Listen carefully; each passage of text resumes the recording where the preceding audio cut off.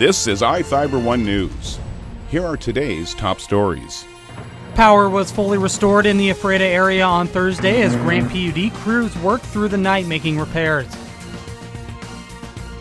The Moses Lake School District construction bond is being rejected by voters by just 0.04%. Nearly 200,000 people evacuated below the Oroville Dam in California were able to return home on Tuesday.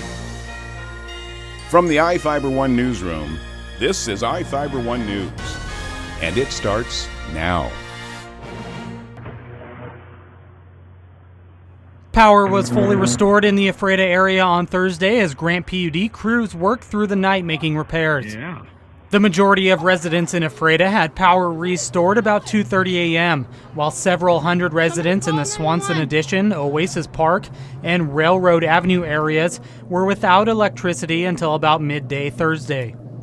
Power was knocked out about 7 p.m. Wednesday in Ephrata, Quincy, and Soap Lake as a transformer failure at the Central Ephrata substation caused a massive arc flash, explosion, and two separate fires that lit up the sky.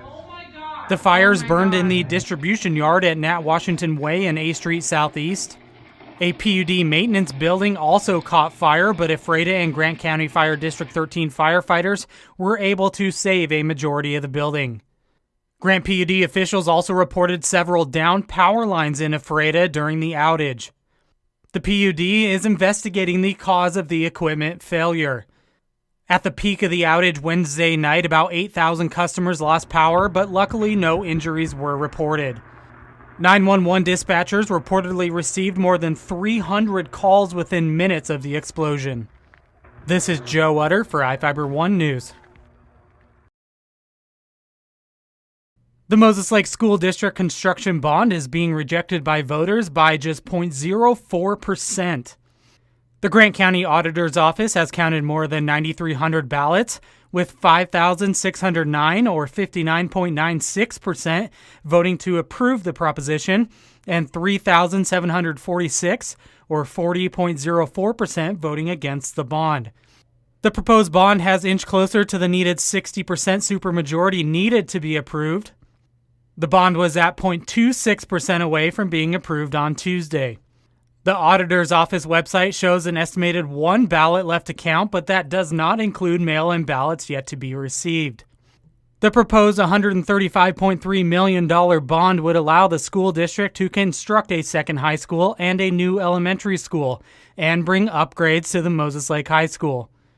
Voters rejected the school district's $98 million bond in 2015 to construct a second high school and also turned down a bond request in 2012. This is Joe Utter for iFIBER 1 News. Well, the work continues at the Oroville Dam to try to reinforce an eroded hillside below the emergency spillway. It is stable now, and authorities are confident enough that they've let people return home. They're just hoping they can stay there. I think everybody's comfortable. Here and there, people are nervous, but they're back in town.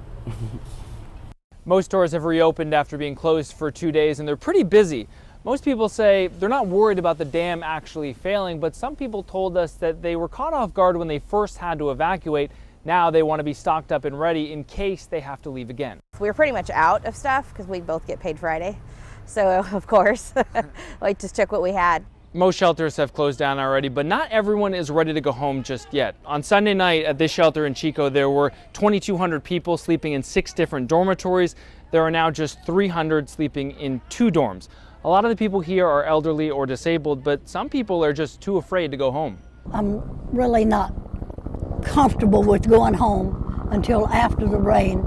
And then I want to go back to my personal stuff, and then maybe I'll leave again. It's kind of worrying because, it's our hometown and, we could lose it. And several inches of rain are expected through the weekend. Authorities don't think it'll be enough to raise water levels in the reservoir, but they are warning people to be ready and to have a plan to leave if the situation gets any worse. In Oroville, California, I'm Scott McLean. From the iFIBER 1 Weather Center, I'm Jeff Slakey taking a look at the basin's forecast. Partly cloudy and 37 for your Monday. Clear skies on Tuesday, again about 37. Maybe see some ice pellets as we start the morning on Wednesday, high of 35.